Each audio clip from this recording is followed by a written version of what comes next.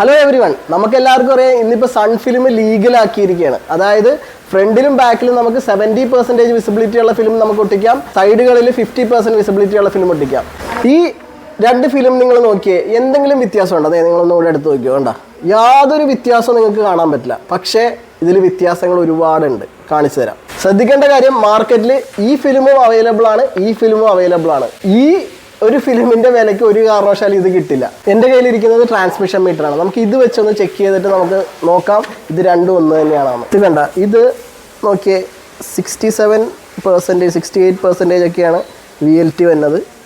UVR 34.5, IRR 14, 15 ആ റേഞ്ചിലാണ് വരുന്നത്. ഇപ്പോൾ നോക്കിയത് ഇത് വേറൊരു ഫിലിമാണ്.